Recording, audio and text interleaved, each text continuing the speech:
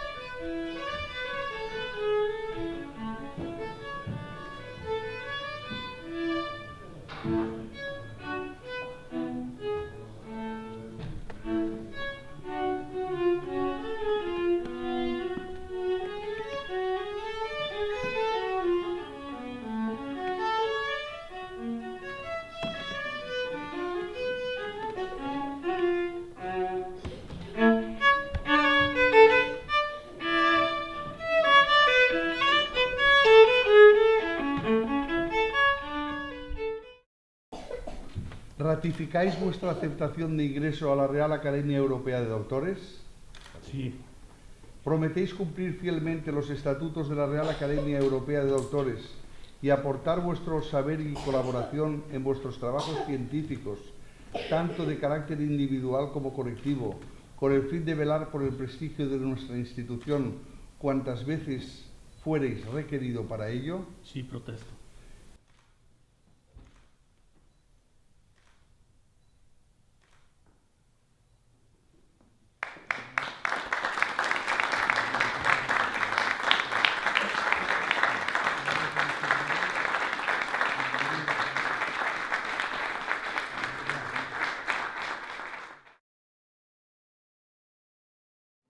Muy ilustres doctores, es un elevado honor para mí el haber sido aceptado a este cuerpo académico tan prestigiado en todo el mundo.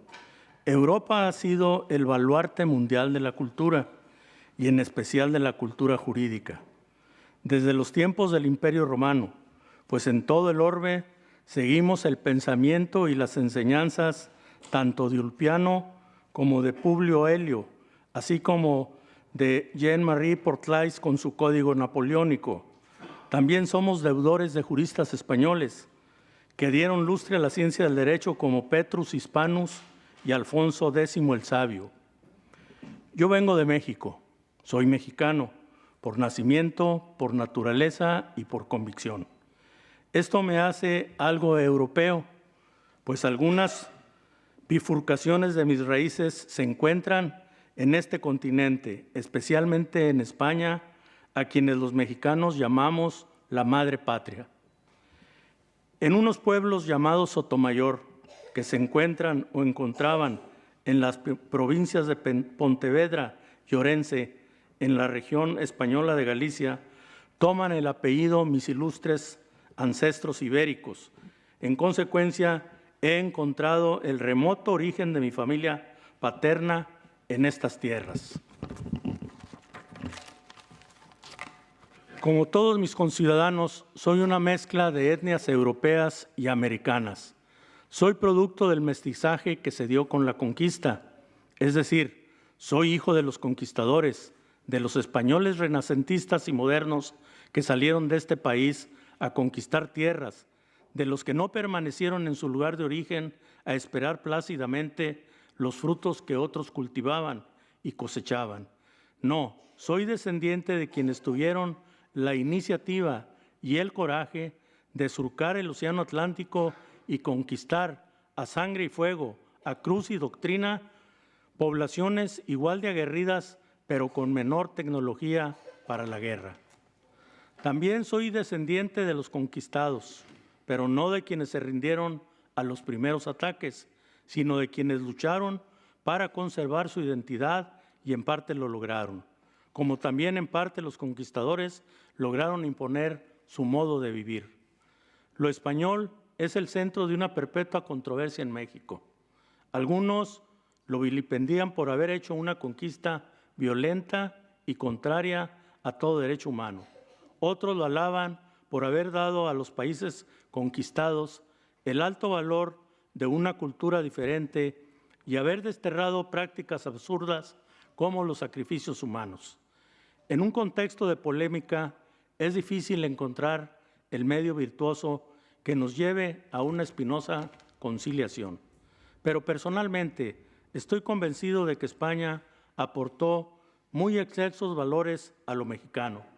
Entre ellos podemos referirnos, sin temor a equivocarnos, al derecho, ya experimentado a lo largo de varios siglos, que se adoptó el virreinato como medio de justicia segura y como la mejor forma de convivencia, no solo entre los individuos, sino también entre las etnias que en ese tiempo aparecían con los diferentes mestizajes.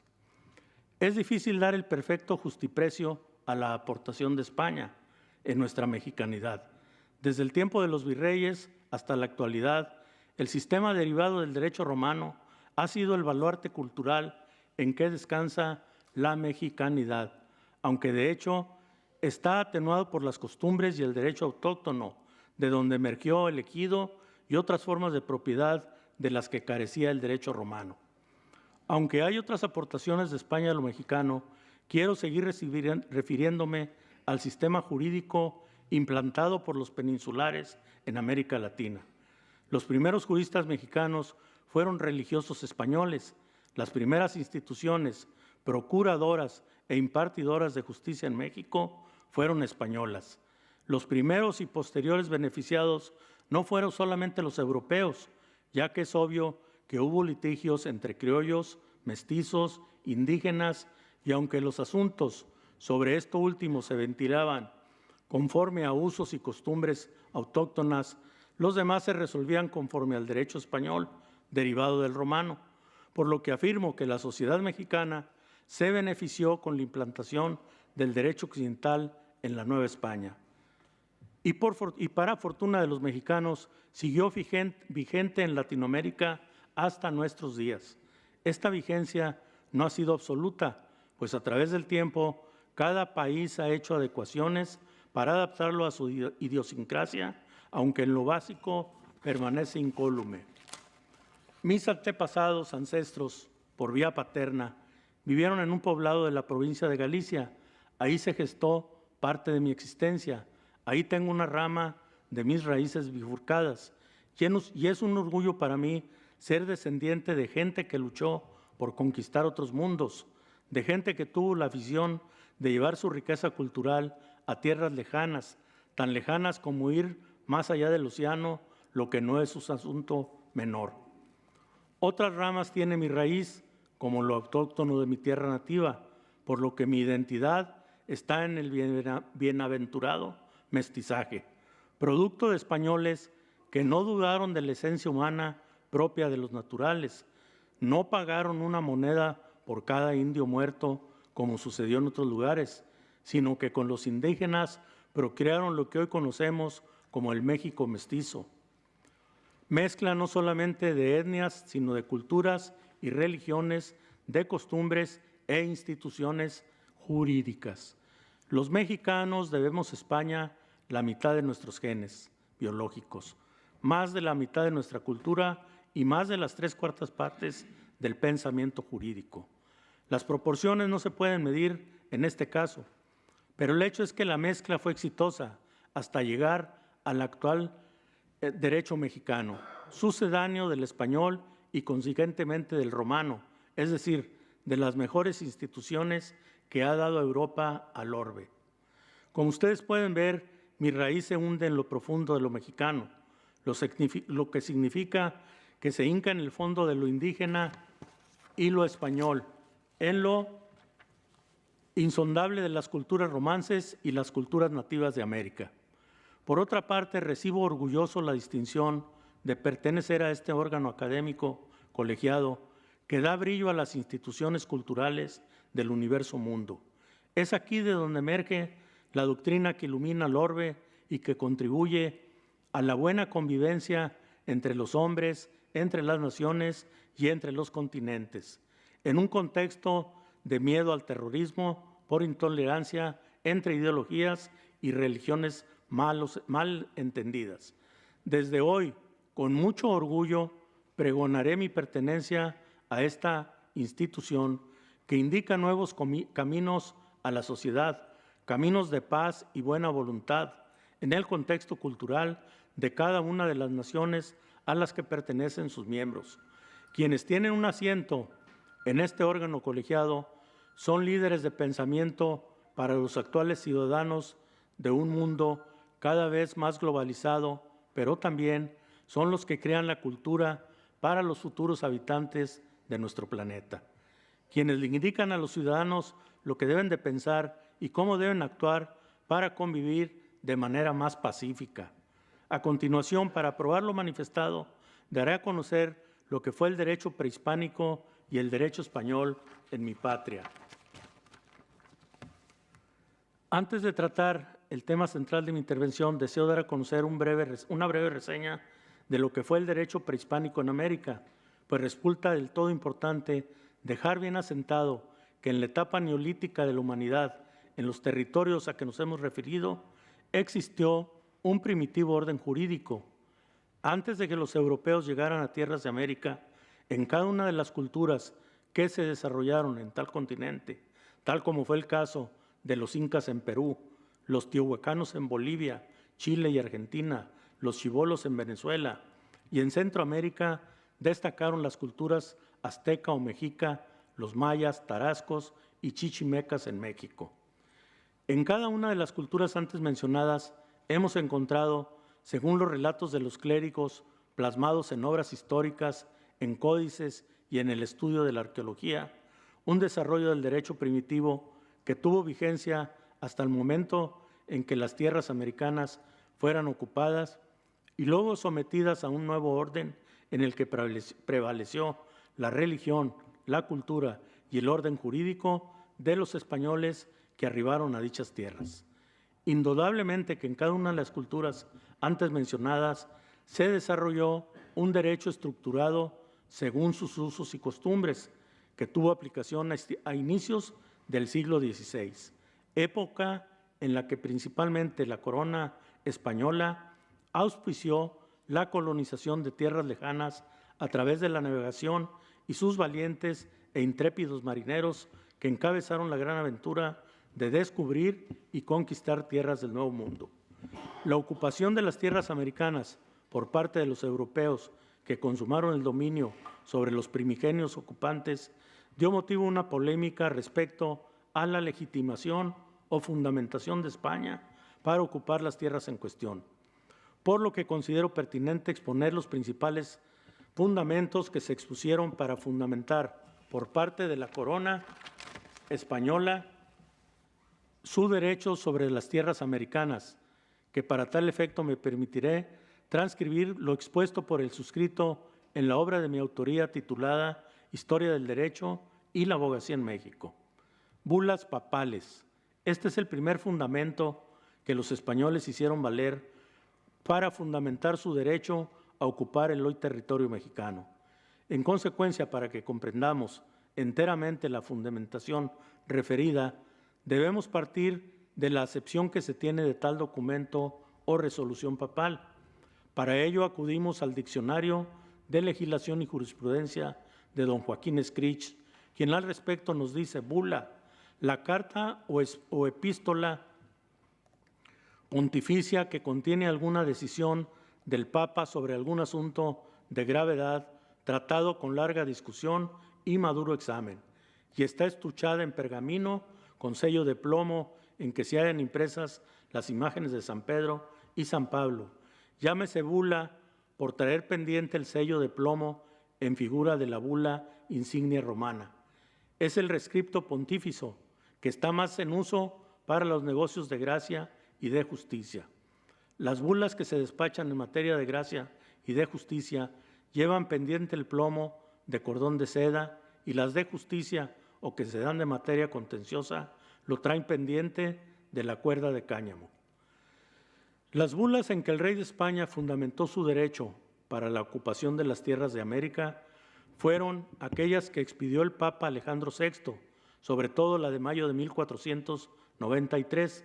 Esta bula, también conocida como Eximinia Devotionis Dudum Squidem, en dicho documento se concedía a los reyes católicos la propiedad y plena autoridad de todas las islas y tierras descubiertas y por descubrir hacia el occidente y mediodía, fijándose una línea de demarcación entre las islas portuguesas y castellanas, la que fue aceptada por ambas partes en el histórico Tratado de Tordesillas, firmado en 1494. A los reyes católicos, en las bulas en cuestión, se les imponía la obligación de evangelizar a los naturales de las tierras que descubrieran y conquistaran. Lo anterior fue el fundamento que en un primer término y al cual consideraron el más valioso para fundamentar que las tierras de América pasaran al dominio de los reyes católicos y de sus herederos o sucesores, fundamento que ha sido ampliamente polemizado y objeto de estudios hasta el presente. Derecho positivo español. Otro de los fundamentos que han sido esgrimidos para legitimar la propiedad de España sobre las tierras del hoy territorio mexicano ha sido la propia legislación española contenida en la Ley de las 7 Partidas, vigente en el momento del arribo de Cortés y sus hombres a México.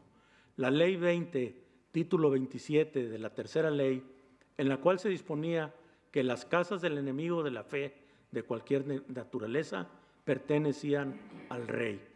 La usucapión. La usucapio, como es plenamente conocido, es una figura jurídica que se origina entre los romanos y que forma parte importante de tal derecho que en un principio fue válido dentro del derecho civil. Sin embargo, tal figura jurídica no era aceptada como parte importante del derecho público, pues tenía como requisito esencial para su procedencia que las tierras ocupadas estuvieran despobladas. Es de considerarse que no es aceptable esta figura como fundamento de propiedad, habida cuenta que el territorio conquistado se encontraba habitado y bajo la autoridad de varias culturas prehispánicas, por lo que no existió la ocupación primera para ser considerada como usucapio, pues esta figura no es otra cosa sino el derecho de los primeros ocupantes, derecho de conquista. Los 3 anteriores fundamentos para legitimar la propiedad de España sobre el territorio nacional han sido objetados y rechazados por gran número de historiadores y sobre todo juristas, que han estudiado tal aspecto legal de tanta trascendencia, por lo que por último damos a conocer un argumento que probablemente ha sido uno de los más aceptados en el mundo jurídico y, como es de suponer, es una figura del derecho público que en su momento fue plenamente reconocido como origen o fundamento de la propiedad de una nación que se imponga a otra por la fuerza. El derecho de conquista es considerado como el uso de la fuerza para lograr la ocupación y el dominio de un determinado territorio. En el caso particular de México, es de considerarse que efectivamente los españoles llevaron a cabo una conquista, entendida esta como la forma de ganar un territorio mediante ocupaciones bélicas. Por lo tanto, si aceptamos la verdad incontestable de que los soldados de la península ibérica, al mando de Hernán Cortés, mediante el uso de la fuerza, sometieron a las culturas asentadas en primer término en el Valle de Anáhuac, y que el derecho de conquista se encontraba en tal época legitimado por el derecho público, necesariamente se debe llegar al convencimiento y conclusión de que el fundamento para que la propiedad de los territorios señalados le fuera reconocido a España y tenido como legítimos por ser reconocido, como ya se dijo, el derecho de conquista. Es de importancia que dé a conocer, aun cuando sea de una manera somera, que encontraron Hernán Cortés y sus hombres, lo que encontraron Hernán Cortés y sus hombres a la llegada a territorio mexica o azteca, tal y como se dominaba a la cultura dominante en tierras de la hoy nación mexicana. Legislación. Se encuentra plenamente establecido entre historiadores y juristas que la cultura azteca o mexica contó con una serie de normas que regulaban materias tales como el derecho penal, civil, familiar y agrario. La anterior afirmación es producto de las narraciones que nos proporcionan los primeros historiadores de la cultura que nos ocupa, entre ellos Fernando Pimentel Ixtlochitl, quien fuera hijo del último rey de Texcoco, el famoso rey poeta Nezahualcóyotl, a quien se le atribuye la elaboración de más de 80 leyes, afirmación que fuera corroborada por grandes historiadores como don Mariano Beitia, Manuel Orozco Iberra, Francisco Javier Clavijero, Fray Fernandino de Sahagún, Fray Diego de Landa y más recientemente por don Lucio Mendieta y Núñez y Joseph Kuller. Al respecto, el primero de los autores citadas en su magnífica obra El Derecho Precolonial nos dice: las principales disposiciones penales y las más importantes reglas que normaban los actos de vida civil y pública estaban escritos en jeroglíficos, no tenían más fuerza que la de la costumbre. Servían para conservar la tradición jurídica, pero eran exclusivamente para el conocimiento de los jueces y no para hacer del dominio público las disposiciones legislativas. El derecho entre los antiguos mexicanos era, por tanto, consuetudinario, para después afirmar que resulta imposible referirnos al espíritu dominante en cada cuerpo de leyes, puesto que no habiendo códigos escritos, las leyes indígenas no ofrecían unidades diferidas. Derecho penal.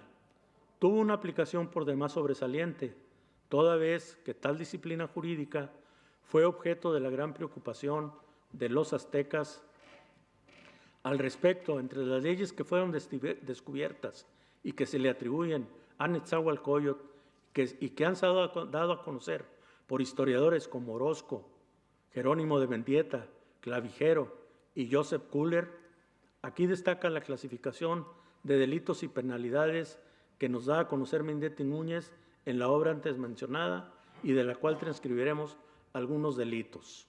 Aborto, pena de muerte por la mujer que tomaba con qué abortar y para quien le proporcionaba el abortivo. Abuso de confianza, el que se apropia de un terreno ajeno que se le había confiado o vendía la propiedad de otro, era hecho esclavo. Adulterio, pena de muerte para la mujer y el hombre, ya los tomasen en flagrante delito o bien habida muy violenta sospecha, prendalos y si no, confesaban, dábanle tormento y después de confesado el delito, condenábanlos a muerte. Se considera adulterio únicamente la unión de un hombre con una mujer casada, pero no la de hombre, aun cuando fuese casado, con mujer soltera. Alcahuatería. Se considera delito la pena que daban a los alcahuetes, era que, averiguado usar aquel ruin oficio, los sacaban a la vergüenza y en la plaza, delante de todos, los quemaban los cabellos con tea encendida hasta que se les calentase lo vivo de la cabeza. Así afrentada y conocida por los cabellos chamuscados, se iba. Asalto, los salteadores de camino sufrían la pena de muerte. Calumnia, la calumnia en público y de carácter grave se castigaba con la muerte. Calumnia judicial, la pena del talión. Daño en propiedad ajena, el asesinato de esclavo ajeno se castigaba con la esclavitud, pues el asesino quedaba como esclavo del dueño del occiso. La destrucción del maíz antes de que madurara se castigaba con la muerte. Embriaguez, la pena que se daba a los beodos y aún a los que comenzaban a sentir el calor del vino, cantando o dando voces, era que los transquilaban afrentosamente en la plaza y luego les iban a derribar la casa, dando a entender que quien tal hacía no era digno de tener casa en el pueblo, ni contarse entre los vecinos, sino pues que se hacía bestia, perdiendo la razón y el juicio, viviese en el campo como bestia y era privado de todo oficio honroso de la República. Solamente en las bodas y otras fiestas estaba permitido beber en abundancia. En caso de reincidencia, aquí por el supuesto de que fuera un noble o un sacerdote o una mujer el que se embriagaba, se aplicaba la pena de muerte. Estupro, pena de muerte. Encubrimiento. La venta de mercancías robadas se castigaba con la muerte. Falso testimonio, pena del talión, o sea, el mismo castigo que mereciera el hecho denunciado. Falsificación de medidas, pena de muerte. Hechicería, el que practicaba alguna hechicería era sacrificado abriéndolo por los pechos. Si a consecuencia de la hechicería algún pueblo o ciudad era víctima de una calamidad pública. Homicidio, pena de muerte. Esta pena se aplicaba en un hombre que daba muerte a su mujer o al amante de ésta, hasta en el caso de que lo sorprendiese en flagrante delito, pues era regla de derecho que nadie estaba facultado para hacerse justicia por sí mismo, porque esto equivalía a usurpar las facultades del rey. El que procurara a otro la muerte por medio de veneno sufría la pena capital, que se aplicaba también a quien le había proporcionado el veneno. Incesto. Todos los que cometían incesto en primer grado de consanguinidad o afinidad tenían pena de muerte, salvo cuñados y cuñadas. Malversación de fondos, esclavitud. Peculado, pena de muerte y confiscación de bienes. Pederastía. Los que cometían el pecado nefando a gente impaciente morían por ello. Y de cuando en cuando la justicia les mandaba buscar y hacían inquisición sobre ellos para los matar y acabar, porque bien conocían que tan nefando vicio era contra natura, porque en los brutos animales no lo veían. En ese punto era tan estricta la ley que castigaban con la pena de muerte al hombre que andaba vestido de mujer y a la mujer que andaba con atavíos de hombre. Riña. La riña se castigaba con arresto en la cárcel y el heridor era condenado a pagar la curación al herido y las ropas que le hubiera deteriorado. Cuando la riña tenía lugar en un mercado, el castigo era mayor. Cuando a consecuencia de la riña había disturbios, se imponía la pena de muerte, pues se consideraba a los que habían reñido como excitadores del pueblo. Robo. Las penas que se aplicaban a los autores de este delito variaban según era la cosa robada, el valor de la misma y el lugar donde se había verificado el robo. El que hurtaba cosa de poco valor era condenado a restituirla o pagarla. En caso de que no pudiese restituirla ni pagaba, quedaba como esclavo del dueño de la cosa que había robado. El que robaba en un mercado era muerto a pedradas por los mismos mercaderes. El robo en un templo ameritaba la pena capital y sufría el mismo castigo quien robaba armas o insignias militares. El hurto de mazorcas de maíz en número menor de 20 se castigaba con multa y si eran más de 20 con la pena de muerte. Traición, pena de muerte.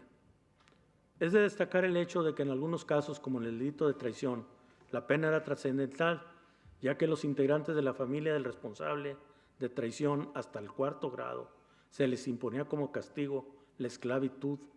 De igual manera, en el caso de alguna persona que usara en la guerra o en alguna ceremonia las insignias del rey o se hacía pasar o realizaba funciones de un dignatario, era sentenciado a muerte y su familia Igualmente, hasta el 4º grado eran desterrados. Según la ley número 8 de Nezahualcóyotl, la que también tenía aplicación entre los mexicas por pertenecer a la Triple Alianza, Texcoco, México y Tlacopan, en el caso de homicidio, si la familia del occiso otorgaba perdón al homicida, éste se convertía en esclavo del mismo. Como atenuantes se conocieron el haber cometido el delito en estado de embriaguez, así como cuando el ofendido otorgaba perdón o bien los familiares de éste. Los delitos se agravaban cuando quien los cometió era de clase alta o de la nobleza, era guerrero o bien por la juventud. Al menor de 10 años se le excluía de responsabilidad. La mentira era reputada como delito y la penalidad que se le aplicaba a quien se le comprobaba era la muerte. La pena de muerte era ejecutada de diferentes maneras, pero en todas ellas se advierte la severidad y crueldad de las mismas. Don Toribio Esquivel Obregón, en sus apuntes para la historia del derecho, nos describe la forma de ejecutar tal sanción, diciéndonos: el delincuente era ahogado, muerto a garrotazos o a pedradas, o ahorcado, o quemado vivo, o sacrificado, abriéndole el pecho, sacándole el corazón, o cortándole en pedazos que eran entregados a los muchachos para que jugaran con ellos, o degollándolo, o machacándole la cabeza entre 2 piedras, o desbaratándosela con una porra. Derecho civil. Esta rama del derecho estaba ampliamente regulada por los aztecas o mexicas, en razón de que el matrimonio, el divorcio y lo relacionado con las personas tuvo una regulación a través de leyes. Así que por lo que respecta a la primer figura citada, es decir, el matrimonio, aun cuando tenía un alto contenido religioso, había reglas en torno al mismo. Así se tiene que para que existiera era necesario el consentimiento de los padres del hombre y la mujer, así como el de esta última. Es de resaltar el hecho de que el matrimonio entre los mexicas era exogámico, ya que se prohibía la unión con descendientes y ascendientes. El matrimonio en principio era monogámico, con la excepción de que al tlatoani y a los aristócratas se les autorizaba el matrimonio con varias mujeres. Se afirma por los investigadores de esta cultura, entre ellos Manuel Porrúa Venero, don Lucio Mendieta Núñez y don Toribio Esquivel, que se encontraba reglamentado el matrimonio de la viuda con un hermano del cónyuge que hubiere fallecido, cuando era necesario que los descendientes del primer matrimonio requirieran el cuidado y asistencia del hermano del padre fallecido. Asimismo, se reglamentó un matrimonio que se encontraba condicionado, siendo cuando, sin existir un lazo matrimonial, había convivencia entre la pareja, existiendo lo que se conoce como unión libre. Pero si de la unión entre ellos había el nacimiento de un hijo, se exigía por parte de los familiares de la mujer procedieran a contraer matrimonio para que continuaran viviendo unidos. Pues de lo contrario, es decir, si el varón se negaba a ello, tendría la mujer que reincorporarse a la casa paterna. El divorcio también fue una figura que se reconoció jurídicamente. En la obra En torno del derecho azteca, de la autoría de don Manuel Porrúa Venero, se llega a la conclusión de que aun cuando poco se conoce, ya que no existen datos, tal autor concluye en el sentido de que existieron causales para que se decretara un divorcio, tal y como fue el abandono del domicilio conyugal, la esterilidad de la mujer, la rebeldía de la misma, el hecho de que la mujer fuere perezosa o descuidada en las labores propias del hogar. Estas causales eran las que podía hacer valer el hombre, y con lo que respecta a la mujer, podía señalar para que se terminara el matrimonio eran los golpes y maltratos de su esposo, el abandono del hogar por parte del esposo, dejando a sus hijos sin medio para subsistir y no contribuir con los gastos para la manutención de los hijos y del hogar. El procedimiento judicial que se debería de tramitar para que se lograra la disolución del matrimonio consistía en que ante el tribunal correspondiente se hiciera su planteamiento, dando a conocer la causal en la que se fundaba su petición de terminar su matrimonio, con la obligación de que a través de cualquier medio de prueba eficaz demostrara la fundamentación de su petición. Después de lo anterior, los jueces del tribunal competente citaban a los cónyuges para tratar de que hubiera un avenimiento entre ellos y continuara su unión, por lo que si se lograba la reconciliación, concluía el procedimiento en forma definitiva. De no darse el avenimiento, el juez les solicitaba dieran a conocer sus respectivos razonamientos para que se diera la terminación del matrimonio, procediendo de inmediato en forma prepotente a solicitarles abandonaran el local del tribunal, situación que se repetía en varias ocasiones con el propósito de que abandonaran su pretensión y continuaran su unión matrimonial. En el caso de que se insistiera en la petición inicial, los jueces no decretaban la terminación del matrimonio, pero autorizaban a los cónyuges a hacer lo que quisieran. En relación al tema del matrimonio, terminado este, les estaba prohibido a los excónyuges de nueva cuenta volver a contraer nupcias, pues en caso contrario eran castigados con la pena de muerte. Nos precisa el autor por Rúa Venero que la mujer para contraer nuevas nupcias debería de esperar un tiempo prudente, donde se sugiere que el varón de igual forma podría llevar a cabo una nueva unión matrimonial con otra persona. Cuando los hijos eran varones, quedaban bajo la patria potestad del padre y las mujeres quedaban bajo la patria potestad de la madre. En relación a los bienes de los cónyuges, no existe uniformidad respecto a la forma en que se aportaban al matrimonio y sobre todo a lo que sucedía una vez terminado este, pues algunos historiadores afirman que los bienes eran comunes para los cónyuges, otros señalan que cada uno de ellos, es decir, los bienes pertenecían a cada uno de los cónyuges y se llevaba un control de lo que pertenecía a cada uno. El derecho hereditario también fue objeto de regulación entre los mexicas o aztecas. Sin embargo, debemos de reconocer que debido a las grandes diferencias entre las clases sociales existentes en esa época y en esa cultura, existieron grandes diferencias en las reglas de la sucesión hereditaria. Como ejemplo de lo manifestado, señalaremos que las mujeres se encontraban excluidas del derecho de sucesión hereditaria, pues tratándose de la clase alta o aristócrata, el hijo primogénito del padre que falleciera era quien heredaba todos sus bienes, incluidos los títulos de nobleza. Para el caso de no existir hijo primogénito, el sucesor era el primer nieto o el segundo a falta del primero. Y para cuando no existieran nietos, la sucesión venía a recaer en un hermano del autor de la herencia. Para el caso de las familias que no fueran de una clase social alta, la herencia del padre recaía en el hijo primogénito, pero éste adquiría la obligación de sostener a la familia. Para el caso de que el autor de la sucesión no tuviera descendencia, la herencia era para un hermano de éste o en su defecto para un sobrino. En las leyes atribuidas al rey Netzahualcóyotl, concretamente en las marcadas con los números 16 y 17, se preceptaba que si el descendiente hubiera ultrajado a sus padres, no tendría derecho a heredarlos. De igual manera, el padre podría desheredar al hijo por actos de cobardía o crueldad. Del derecho de propiedad, nosotros hemos obtenido, rápidamente lo digo, el calpulli, significado de la palabra calpulli como forma de la tenencia de la tierra, era la gente de barrio conocida o linaje antiguo.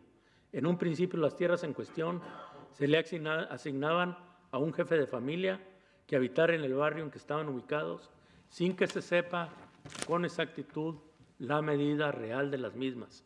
Se ha equiparado al calpulli con la pequeña propiedad actual. Como única condición para conservar la tierra era en primer término que el jefe de la familia, titular del derecho, no dejarla de trabajar. Altepetlali, esta forma de tenencia en la tierra, según el significado de la palabra altepetlali, era la de tierra del pueblo. En consecuencia, eran tierras comunales explotadas por los integrantes del barrio en que se situaban para el pago de tributos y para los gastos públicos del pueblo. En consecuencia, no podían ser objeto de usufructo privado ni de ser heredadas. Milchimali, este tipo de propiedad rústica, era una superficie indeterminada de tierra agrícola que era explotada por maquehuales y el producto de la misma se obtenía y se destinaba para sufragar los gastos militares. Teotlalpan, la superficie de estas tierras estaban destinadas a cubrir los gastos de los templos, de los sacerdotes y a la construcción de nuevos templos y reformación de los existentes. Yautlalis, la forma de tenencia de la tierra que fuera conocida entre los mexicas como Yautlali, eran superficies de tierra que los guerreros mexicas conquistaban y que eran arrebatadas a sus enemigos después de vencerlos, la cual pasaban a ser propiedad del rey, quien disponía de ellas como él lo determinara. Pillallis, esta forma de tenencia de la tierra era de tipo individual, ya que el rey se los adjudicaba sobre todo a nobles y a guerreros que se hubieran distinguido en algún combate. Cuando el pillalli que se había adjudicado algún miembro de la familia real, el titular del derecho exclusivamente podía transmitirlo a sus descendientes y por lo que hace al caso de los nobles o guerreros, estos podían transmitir la tierra exclusivamente a nobles o guerreros distinguidos. La sanción para quien no observaba la regla en cita era la de declarar la invalidez de la transmisión para regresar la tierra al rey. La esclavitud en la cultura que nos hemos venido refiriendo fue una institución que tuvo aplicación. En primer término, los guerreros que perdían un combate ante los mexicas eran sometidos a la esclavitud a favor del guerrero que los había derrotado, o bien era destinado al sacrificio en honor de los dioses aztecas. La venta de esclavos era frecuente, de tal manera que existieron dos mercados, el de Itzocán y el de Azcapotzalco. Para tal fin, gran número de historiadores afirman que el esclavo, no obstante su calidad social, tenía gran número de derechos, entre ellos el tener esposa e hijos, sin que éstos tuvieran la calidad de esclavos. Cuando fallecía el propietario del esclavo, era posible la estipulación en el sentido de que al morir el dueño, el esclavo recobraba su libertad. Tal disposición era respetada y el esclavo volvía a su calidad de hombre libre. La esclavitud terminaba cuando el esclavo pudiera pagar el precio que se pagó por su esclavitud.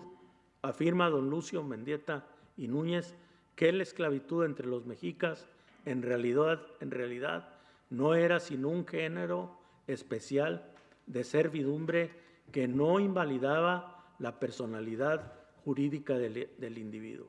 La organización judicial de los mexicas ha sido considerada por propios y extraños como ejemplar y digna de encomio. Todo esto por la forma en que estaban distribuidas las competencias y la celeridad que se exigía para los juicios de carácter civil. El tlatoani era la máxima autoridad, no solo en la milicia y en la religión, sino también en la administración de justicia. Después de este existió un personaje a quien le llamaban Cihuacóatl, quien tenía diversas funciones de tipo administrativo, pero sobre todo judicial, pues ante él se interponían los recursos de apelación en asuntos de índole penal, ya que en las causas civiles las resoluciones tenían fuerza de la cosa juzgada y no eran sujetas de ser apeladas. Los tribunales que existieron en esta época fueron de diversos y de distintas materias, por lo que fundándonos en varios historiadores y autores de la historia del derecho en México, vamos a conocer algunos de ellos. Tecali, Tlaxitlán, Centeplaquiques, un tribunal supremo también tuvieron. Hubo un juzgado que a mí me llamó mucho la atención, está impronunciable, Tlanquisite. Este tribunal o juzgado venía a ser un órgano jurisdiccional especializado exclusivamente para tratar las controversias que se suscitaban entre los pochecas, comerciantes, o bien con los compradores, con motivo de las transacciones comerciales que realizaban en los mercados mexicas. Se encontraba ubicado en el gran mercado de Tlatelolco y su funcionamiento era permanente. Los casos que se sometían a su conocimiento eran resueltos de manera sumaria y las sentencias eran ejecutadas de inmediato, los que nos mueve a pensar que los fallos de dicho tribunal eran inapelables, señalándose que al parecer eran dos clases de tribunales los que conocían de los juicios entre comerciantes y los que conocían controversias planteadas por la gente que acudía a los mercados y entraba en conflictos en razón de la compraventa con los comerciantes. Es de mencionarse que el rey reconoció la importancia de esta forma de administrar justicia por la gran importancia que tenía el comercio, ya que no solo los mexicas acudían a los tianguis, sino que hacían las gentes de los pueblos cercanos a la gran Tenochtitlan. Había un tribunal eclesiástico, este tipo era para juzgar a los miembros de los templos, ¿verdad? Un tribunal de guerra para los militares y tenemos nosotros dentro de esa organización judicial los jueces cómo eran designados. Nos habla Fray Bartolomé de Sahagún, que dice, también los señores tenían cuidado de la pacificación del pueblo y de la sentencia y de sentencia los litigios y pleitos que había en la gente popular, y para esto elegían jueces, personas nobles y ricas y ejercitadas en los trabajos de las conquistas, personas de buenas costumbres que fueron creadas en los monasterios del Calmecac, prudentes y sabios, y los también creados en el palacio. A estos últimos escogía el Señor que fuesen jueces en la República. Mirábase mucho en que estos tales no fuesen borrachos, ni amigos de tomar dádivas, ni fuesen aceptadores de personas. Encargábales mucho el Señor que hiciesen justicia a todo lo que a sus manos viniese. Otro gran historiador, Fray Jerónimo Mendieta, en su trabajo histórico titulado Historia Eclesiástica Indiana, nos señala que cuando un juez malinterpretaba los usos y costumbres convertidos en ley, cuando estos causaban daños graves o irreparables, se castigaba al juez con la pena de muerte, y si su responsabilidad era leve, se le rapaba y exhibía en la plaza. Otro gran historiador, don Manuel Orozco Iberra, en su obra Antigua y de la Conquista de México, nos da luz sobre los emolumentos de los jueces, señalando que estos no tenían un salario físico, sino que se les entregaba una determinada superficie de tierra laborable para que la explotaran y su producto sirviera para el sostenimiento digno de su familia. Y una vez concluido su encargo, la tierra se le entregaba a quien lo sustituyera, pues únicamente tenía el usufructo. Es de puntualizar que junto con la tierra se les proporcionaba un determinado número de maquehuales para que cultivaran la tierra, para que dedicaran todo el tiempo a su función de administradores de justicia. Esto era para jueces y magistrados. Como es de observarse, los mexicas o aztecas tuvieron una bien desarrollada organización jurídica y judicial. Pues por lo que respecta a la organización jurídica, según conocemos a través de códices y relatos de historiadores nacionales y extranjeros, la práctica del derecho se dio en gran número de las actuales ramas del derecho que se conocen y practican en el mundo jurídico actual. Por otra parte, la organización judicial era lo bastante completa como para reconocerla como excelente, sobre todo en los tribunales que existían en la mencionada organización jurídica y judicial que prevaleció en el mundo indígena mexicano. Aproximadamente por 2 siglos, partiendo del inicio de la gran civilización mexica, la que es datada a partir de 1350 hasta 1521, cuando tal cultura fue dominada por Hernán Cortés, al imponer a este las costumbres, la religión, lo político y sobre todo su derecho, desapareciendo la organización jurídica y judicial de que nos hemos venido ocupando, siendo estas instituciones jurídicas con lo que se encontraron los europeos en lo que posteriormente se llamó la Nueva España. El derecho colonial. Los prolegómenos legislativos de la en la Nueva España, indudablemente que fueron las primeras ordenanzas que Cortés dictó para la organización de la Nueva España. Estas tuvieron un contenido diverso, pues así vemos cómo ordenó que todo vecino tenía la obligación de prestar las armas que tuviera en sus casas, so pena de multarlos con 10 pesos oro.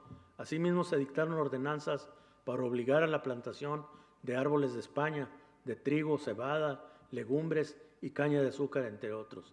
Dictó de igual manera una ordenanza en 1525 que a la letra decía: primeramente ordeno y mando que cada una de las dichas villas haya 2 alcaldes ordinarios y 4 regidores, y un procurador con escribano del consejo de ella, los cuales rijan y juzguen las causas así civiles como criminales que en las dichas villas y sus terrenos se ofrecieren.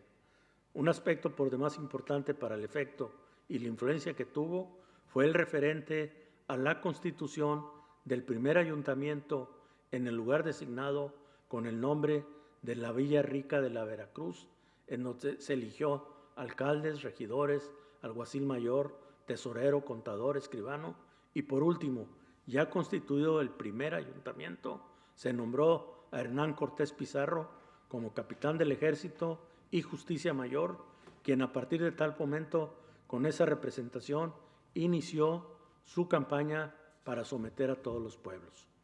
Este derecho, según el maestro Guillermo Flores Marcadán, es decir, el derecho indiano, es el derecho expedido por las autoridades españoles o sus dirigentes u otros funcionarios y organismos en los territorios ultramarinos para valer estos.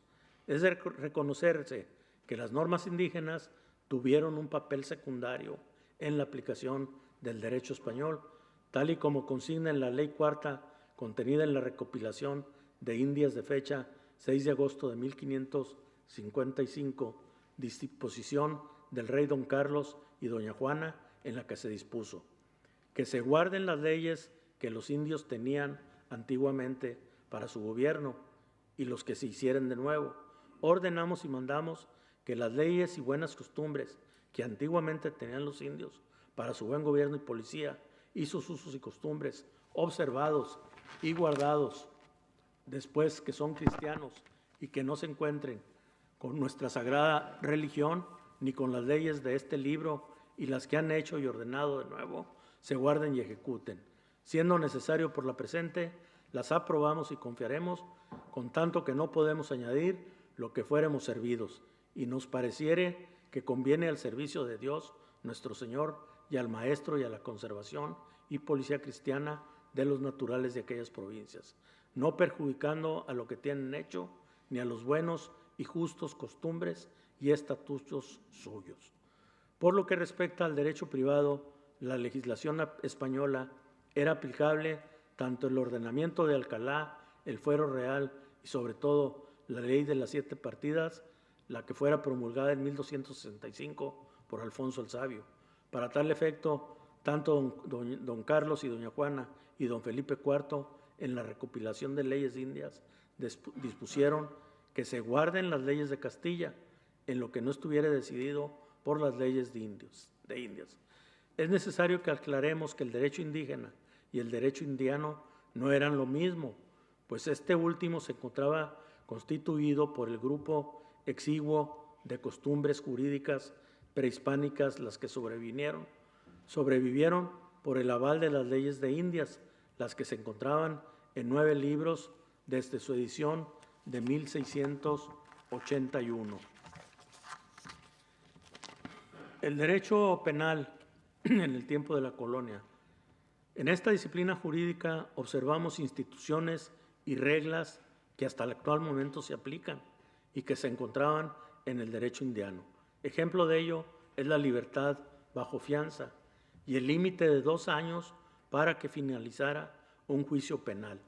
En relación a las denuncias de carácter penal, se aplicaba supletoriamente la ley de las 7 partidas, concretamente en la ley número 14, en donde se disponía que la denuncia debería de ser presentada por escrito, debiendo de contener el modo, tiempo y circunstancias del hecho ilícito. En el libro séptimo de la recopilación de las leyes indias de 1618, en la que se tratan cuestiones morales y penales, daba lugar a decisiones arbitrarias y tendenciosas, al existir una confusión muy marcada entre delito y pecado. Dentro de la recopilación de leyes de los reinos de las Indias, de la edición de 1681, a cargo de don Julián de Paredes, tomamos algunos delitos y penas ahí contenidos. La ley 25, título primero de esta recopilación, ordenando lo conveniente sobre prohibir los juramentos y la pena en que incurren los que juran el nombre de Dios en vano, y porque conviene que los blasfemos fueran castigados conforme a la gravedad de su delito, mandamos que las leyes y pragmáticas de los reinos de Castilla que lo prohíben y sus penas sean guardadas y ejecutadas en las Indias con todo rigor como allí se contiene. Luego nos citan una serie de leyes, por ejemplo, que los jueces no mandaren las penas legales y de ordenanza, nuestras audiencias, alcaldes del crimen, gobernadores, corregidores y alcaldes mayores, moderen la pena en que incurren los jugadores y otros delincuentes, y por ello no castiguen los delitos y excesos como conviene. Del derecho civil, afirmábamos en líneas anteriores que el derecho indiano tuvo una estructuración predominantemente de derecho público. El derecho castellano tuvo una aplicación supletoria al indiano, aplicándose la ley de las 7 partidas. Sin embargo, según el maestro Floris Margadán, señala que no obstante lo anterior, el derecho indiano tuvo importantes aportaciones en materias como el derecho familiar. Toda vez tratándose del matrimonio, tal derecho consignó normas más laxas que las contenidas en el derecho castellano, tal y como fueron las dispensas de los impedimentos para contraer nupcias. De igual manera se legisló sobre los matrimonios celebrados entre indígenas antes de la conquista, señalándose que una vez que estos fueran evangelizados, se les reconocería su unión matrimonial. En relación a la propiedad, se consignó el principio de que debería de cumplir con una función social, imponiéndose la obligación de construir en tales tierras su casa habitación. En materias de sucesiones, se reconoció el testamento de Indias. En esta materia, en 1771, el rey Carlos IV expidió una real cédula en la que prohibió que en los testamentos se dejara legados a los confesores del testador y sus parientes, así como en las iglesias. La organización judicial en la colonia, a partir de 1521 y hasta el año de 1821, fecha en que se consumó la independencia de México, existieron en el territorio nacional mexicano diversos órganos y dependencias de la corona española para atender los asuntos de contenido jurídico. Los más importantes fueron la audiencia. Como antecedente de las audiencias reales que existieron en México, tenemos a la Real Cancillería de Valladolid, la cual tuvo además el título de audiencia. Su origen se encuentra datado en 1489 en la Nueva España. La Real Audiencia y Cancillería fue instalada el 22 de abril de 1528 y aproximadamente 20 años después, en 1547, se creó la de Nueva Galicia en Compostela para después establecerla en 1560 en Guadalajara. La jurisdicción del órgano judicial en cita fue en materia civil, penal y administrativo. De igual manera, dentro de su competencia, le correspondió designar virreyes cuando alguno hubiere fallecido o por razones de enfermedad no pudiera ejercer su cargo, y sus funciones se extendían hasta la supervisión de las funciones del virrey en turno.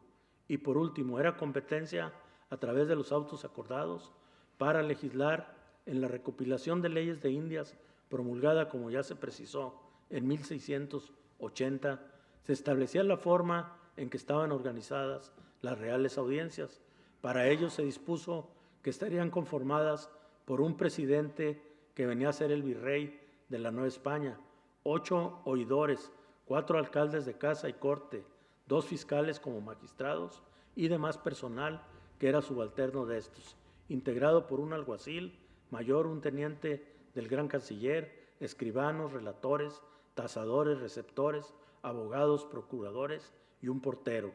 Lo anterior, como ya fue señalado, se encontraba comprendido en el segundo libro de la recopilación de leyes de Indias, con posterioridad, por reforma de la Real Cédula de 1776, se aumentó el personal que integraba las reales audiencias indianas, creándose el puesto de regente, 2 oidores y un alcalde del crimen, porque la integración de la Real Audiencia y Cancillería de México quedó constituida por un presidente, un regente, 10 oidores, 5 alcaldes del crimen, 2 fiscales, independientemente de los llamados empleados subalternos de la audiencia, a los que ya nos referimos con anterioridad. Juzgado General de Bienes de Difuntos. Este órgano jurisdiccional viene a contenerse dentro de la jurisdicción especial, que era facultad de la Audiencia Real, y junto con la jurisdicción ordinaria son las 2 atribuciones jurisdiccionales que eran competencia de la citada Audiencia Real. Su origen data del año de 1526 y es constituido mediante cédula real promulgada en tal año. El juzgado de referencia estaba integrado por un oidor de la Audiencia Real, un escribano, un contador y un defensor de bienes de difuntos y por un fiscal. El principal objetivo del juzgado en cita era el que el mismo se haría cargo de los bienes hereditarios de cualquier español que hubiera llegado a la Nueva España sin la compañía de su esposa, hijos o cualquier pariente que tuviera derechos hereditarios sobre los bienes. En caso de que éste falleciera en el hoy territorio nacional, se procedía en primer término a la investigación para conocer si existió testamento o no de la persona fallecida y todo lo concerniente a sus relaciones familiares, si tenía esposa, hijos o parientes en grados cercanos a él. Juzgado de Provincia. El Diccionario Razonado de Legislación y Jurisprudencia de la autoría de don Joaquín Escrich se define al juzgado que nos ocuparemos de la siguiente forma: el juzgado que formaba cada uno de los alcaldes de casa y corte en Madrid y de los alcaldes del crimen en las poblaciones donde dicha Cancillería o audiencia, para conocer en primera instancia de los negocios civiles y criminales en su respectivo cuartel, a prevención con los corregidores, tenientes de villa y alcaldes mayores. Fueron suprimidos estos juzgados por decretos del 9 de febrero y 19 de noviembre de 1834. La competencia de este juzgado era en materia civil y penal, como ya se advirtió en el contenido de la definición que se dio a conocer. Su competencia territorial era la de los casos que se originaron en la capital de la Nueva España o Guadalajara y 5 leguas a la redonda, lugares en donde había audiencias reales, ya que éstas formaban parte de las audiencias a partir de 1568. La competencia por materia cambió exclusivamente a la del ramo civil al crearse la Real Sala del Crimen. Tribunal de la Acordada. Ante la imposibilidad de que los alcaldes del crimen y los ordinarios de las poblaciones conocieran de los delitos que se cometieran en los caminos reales de México, en el año de 1710 se acordó la creación de un tribunal de la Acordada, para lo cual se confirieron facultades extraordinarias al alcalde de la Santa Hermandad de la ciudad de Querétaro, quien ya había combatido a los salteadores de caminos con éxito, para la organización de los cuerpos necesarios para combatir a los ladrones que pululaban por los caminos no solo de la Nueva España, sino también los de la Nueva Galicia y la Nueva Vizcaya.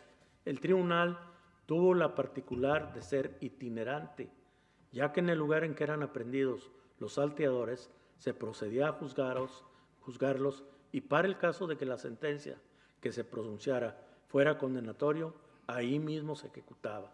Para tal efecto siempre acompañaba al juez un verdugo.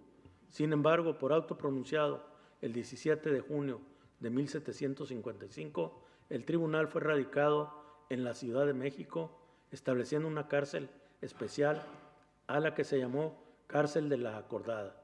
Es de destacarse por instrucciones del virrey Revillagigedo, toda sentencia por el Tribunal de la Acordada, antes de ejecutarse, pasaba a ser revisada por un abogado plenamente reconocido o por el virrey.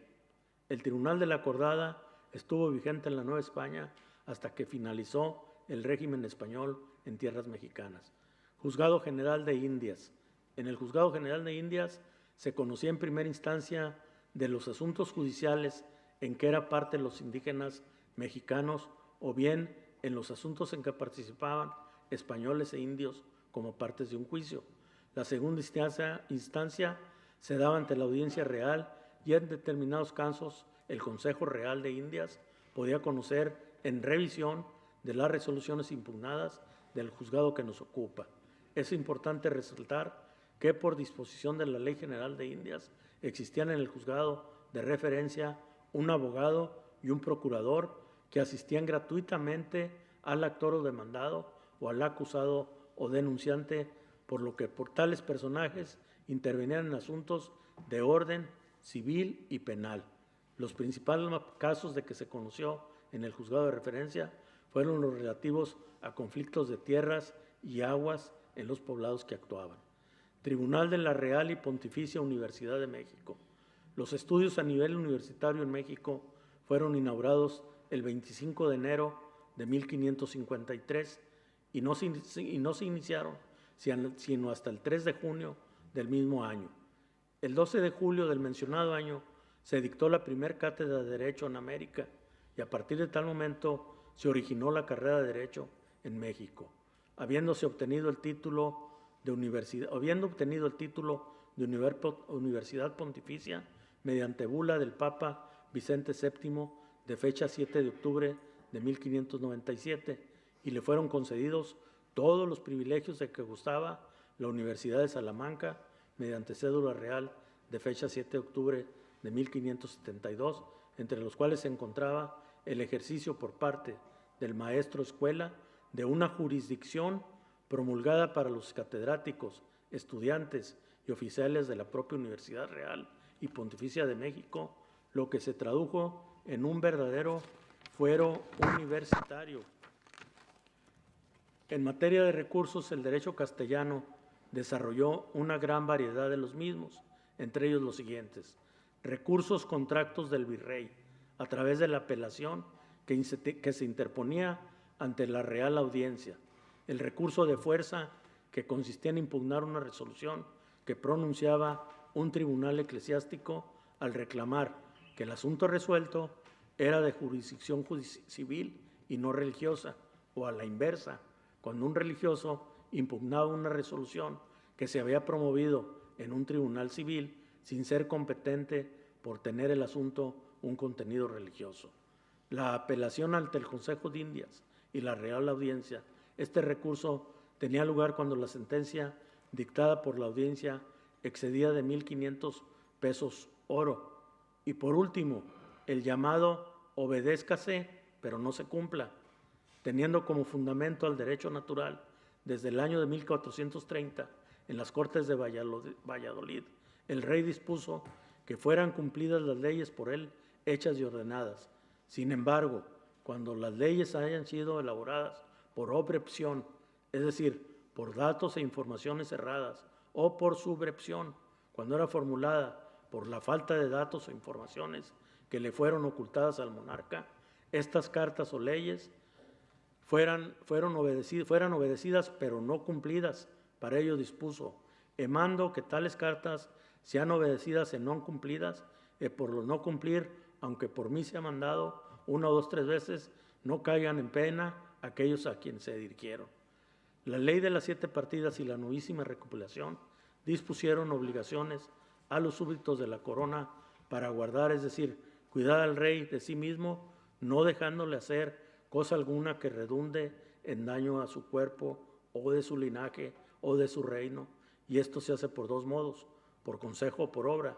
los que le dejan errar a sabiendas merecen pena como traidores.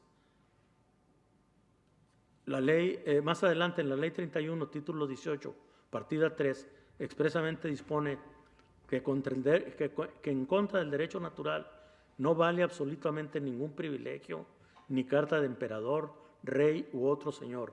Por último, más explícita fue la disposición contenida en la novísima recopilación, en la que en su parte conducente se disponía: establecemos que si en nuestras cortes mandásemos algunos casos en perjuicio de partes que sean contra leyes o fuero o derecho, que tal carta sea obedecida y no cumplida.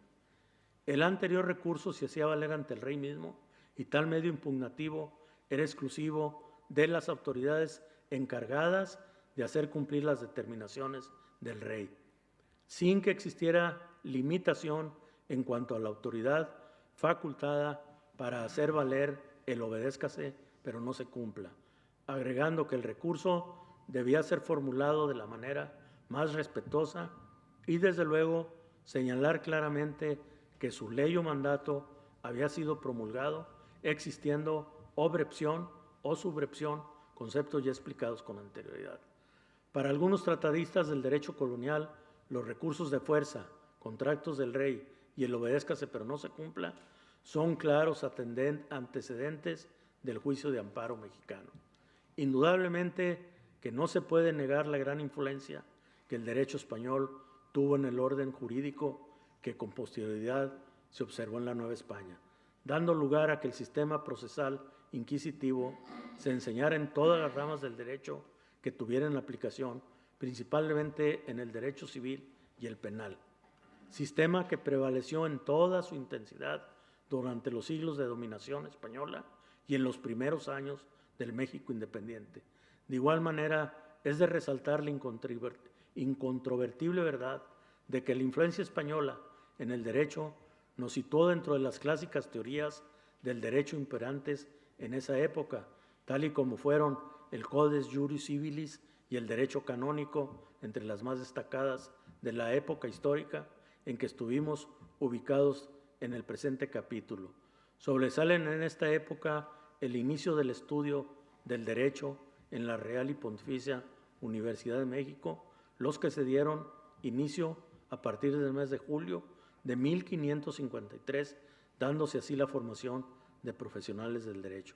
En conclusión, la influencia del derecho español en México fue altamente positiva, en razón de que en casi todas las disciplinas jurídicas ya del derecho mexicano encontramos reminiscencias del derecho español.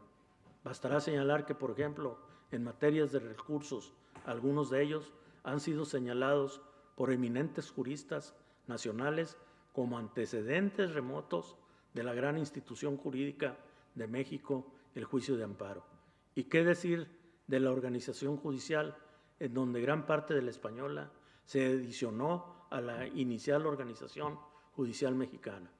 Por ello, en lo personal, al igual que gran número de mexicanos, me congratulo de la fusión de las dos grandes culturas, española y mexicana, de donde surge el gran México de la actualidad. Muchas gracias, excelentísimos doctores, por haberme aceptado en su prestigiado cuerpo colegiado.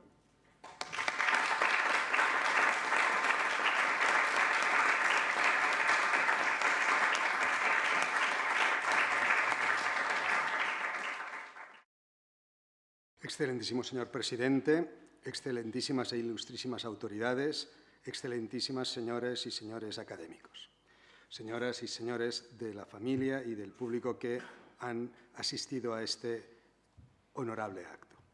Solicito de la docta audiencia, que en este momento me escucha, la más sincera indulgencia.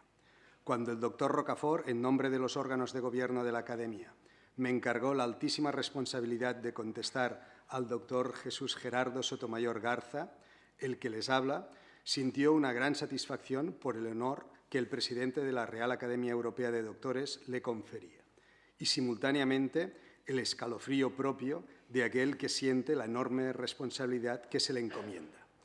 No era para menos. La figura de uno de los más cultos miembros de la judicatura mexicana debía ser condensada mediante un discurso de contestación que, por mucho que se alargase, jamás daría suficiente cobertura a los méritos intelectuales, profesionales y personales del ilustre magistrado doctor Sotomayor.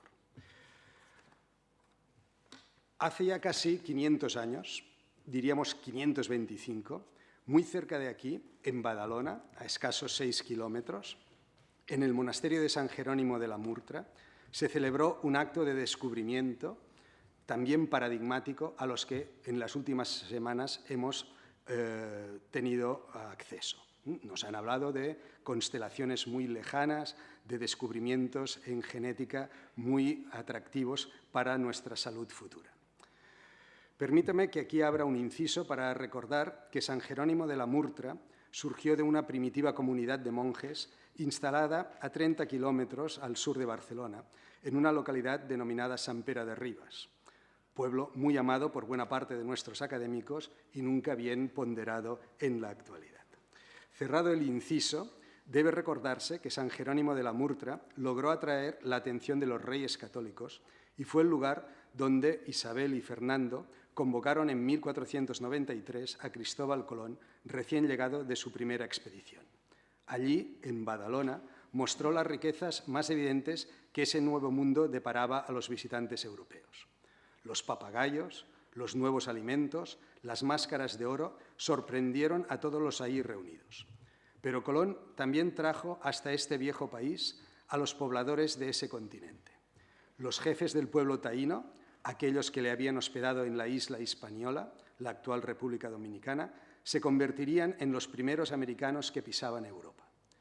Quizás vikingos y chinos hubiesen pisado el continente americano años antes que Colón. Y quizás esos exploradores consiguieron bienes materiales que les parecerían muy valiosos.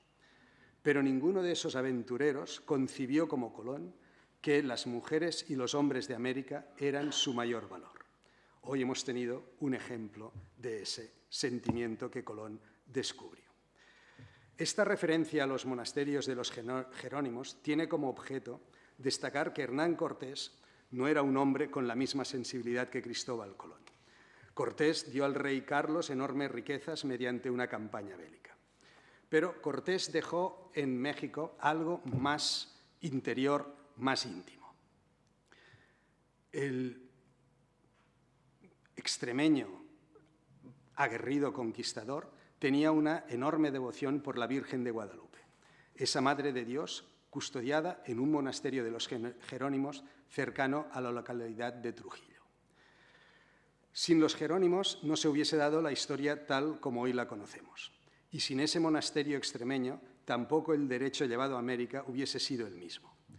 En ese momento de reunión de las monarquías castellana y catalano-aragonesa, no había un único derecho en España, había un derecho castellano, un derecho portugués, un derecho catalán, que convivían con el derecho de los que ya no controlaban tierras, como los musulmanes, o con el derecho de los que nunca habían tenido tierras, pero sí una comunidad con su propia legislación, que eran los judíos. En aquellos momentos, incluso Navarra aún no se había incorporado a la monarquía de Isabel y Fernando y disponía de su propio cuerpo jurídico. Fernando el Católico pasó muy malas experiencias gestionando el derecho de los aragoneses y el derecho de los catalanes. La revuelta organizada por los agricultores en el territorio de Cataluña le obligó a huir velozmente hacia un lugar lejano. Se trataba de Guadalupe. Sí, desde el mismo monasterio de los jerónimos que custodiaban a la Virgen, el rey Fernando tuvo que dictar una sentencia, en esos momentos revolucionaria, una ley paradigmática para lo que sucedió después, que le permitió volver a vivir en Barcelona. Pacificó el territorio asignando la nuda propiedad a los nobles y el usufructo a los agricultores, que podían cederla en herencia siempre que los campos no quedaran yermos. Esta disposición no se introdujo en el derecho castellano ni en el aragonés y generó una diferencia fundamental para entender el desarrollo divergente entre esas dos economías y la economía catalana. Como muy bien ha indicado el doctor Sotomayor, el derecho castellano es el que se exportó a México y se perdió la oportunidad de continuar las figuras de usufructo ya contempladas en las legislaciones precolombinas. Para la monarquía era mucho más práctico aplicar un derecho de propiedad que protegiese al conquistador que un derecho de propiedad que incentivase a los agricultores a invertir en la mejora de sus cosechas. Ahora, pasados 5 siglos desde la conquista de Hernán Cortés, 3 siglos desde la situación colonial mexicana y casi 2 siglos de independencia para ese gran Estado, tenemos las capacidades suficientes para mirar con perspectiva cómo deben relacionarse las mujeres y los hombres en el devenir más próximo. El doctor Sotomayor ha estudiado la historia de su país, de su México milenario, para poder entender la sociedad de este siglo XXI. Nuestro recipiendario ha dedicado horas y horas no solo a estudiar leyes, ha estudiado historia y sociología, y mucho más allá de lo que su deber profesional le exigía. En esos nuevos mundos, donde el doctor Sotomayor ha de administrar justicia, las situaciones no son similares a las que tenemos en la vieja Europa.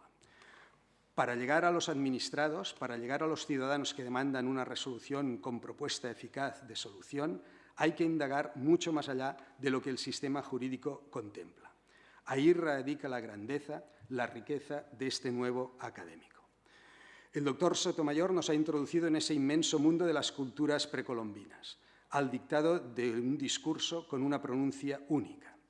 Los oídos de los asistentes a estos actos han gozado hoy de la combinación de contenido, forma y musicalidad que el nuevo académico ha conseguido conjugar.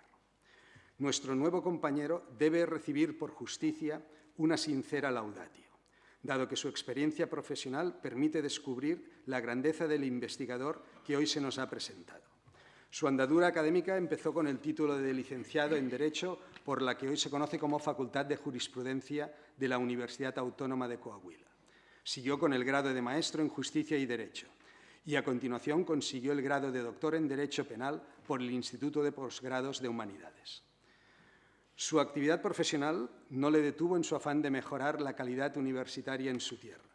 Así lo acreditan las numerosas participaciones en certámenes de investigación y su labor docente como catedrático de las materias de Introducción al Estudio del Derecho, Derecho Civil, Derecho Penal y Derecho Agrario.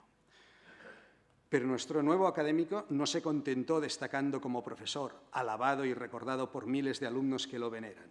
También fue director de la Facultad de Derecho de la Universidad Autónoma de Coahuila, en un periodo trascendente, el que va de 1978 a 1984, un sexenio donde se eleva al rango de facultad la entonces Escuela de Derecho y Ciencias Sociales de la Universidad Autónoma de Coahuila. Su enorme capacidad de trabajo y una visión estratégica consiguieron que se estableciesen los primeros estudios de posgrado en Derecho en la región lagunera de Coahuila y Durango. El académico que hoy recibimos es en la actualidad profesor investigador a tiempo completo de la Universidad Autónoma de Coahuila. Con esta formación se le ha requerido siempre para los más altos cargos del sistema judicial. Así se desarrolló como actuario adscrito al Juzgado Primero de Primera Instancia del Ramo Civil en la ciudad de Saltillo. Pero en Torreón, su ciudad de residencia actual, se le precisaba como defensor de oficio adscrito al Juzgado Primero de Primera Instancia del Ramo Penal. De ahí pasó al Distrito Judicial de Ríos Grande, con residencia en la ciudad de Acuña, donde ejerció de juez mixto de primera instancia. Y su carrera de juez fue alimentando el servicio público por toda la región lagunera, actuando como juez mixto de primera instancia en el distrito de San Pedro, en la ciudad de San Pedro de las Colonias, como juez tercero de primera instancia en el distrito judicial de Viesca. Ejerce también como notario público número 56 de la ciudad de Torreón y es nombrado magistrado del segundo Tribunal Distrital y actualmente magistrado de la Sala Auxiliar del Tribunal Superior de Justicia del Estado de Coahuila. No debe dejarse de mencionar la producción cultural generada por el doctor Sotomayor, que ha pronunciado conferencias y defendido ponencias en todo tipo de cursos, seminarios y ciclos de conferencias. Por toda esta ingente tarea y por la calidad de sus contribuciones, ha recibido reconocimientos públicos como la medalla, la presea, Román Cepeda Flores, otorgada por la Universidad Autónoma de Coahuila, o la medalla concedida por trascender vínculo de profesionistas. Pero el doctor Sotomayor merece también los reconocimientos por su labor como escritor de ensayos. Así recibió la mención honorífica en el concurso Magdalena Mondragón y la mención honorífica en el concurso literario estatal Julio Torre. Además, hoy el doctor Sotomayor ha sido nombrado cronista, corresponsal histórico de la ciudad de Torreón. Nuestro nuevo académico ha mostrado en su magnífica disertación la correspondencia del derecho mexicano con el derecho proveniente de España. Es justo que nosotros reconozcamos en gratitud lo que México también ha hecho por España. Hay muchísimos motivos por los cuales los españoles deberíamos agradecer las relaciones que hemos mantenido con los mexicanos. Pero en este momento me gustaría dedicar un agradecimiento altruista a un gobernante mexicano que puede ser criticado por unos y por otros, pero que salvó de la miseria y de la muerte en los campos de concentración de la Segunda Guerra Mundial a cientos de miles de ciudadanos españoles exiliados tras la más cruenta guerra civil que hemos soportado. Sin la colaboración del presidente Lázaro Cárdenas, los crímenes de guerra hubiesen alcanzado cifras aún más vergonzosas que las que hemos de soportar al mirar los últimos derroteros de nuestra historia. Y hoy debemos dar las gracias al nuevo académico, doctor Sotomayor, por compartir su riqueza. Debemos darle las gracias por querer hacer de este mundo una sociedad más justa. Hoy, en la Real Academia Europea de Doctores, podemos empezar nuevas aventuras, nuevas investigaciones, nuevas contribuciones para el bienestar de todos, sabiendo que nos acompaña el mejor de los académicos que nos faltaba. Permítame, señor doctor don Jesús Gerardo Sotomayor Garza, en nombre de todos los académicos, transmitirle nuestra más sincera bienvenida a esta, desde hoy también suya, Real Academia Europea de Doctores. He dicho.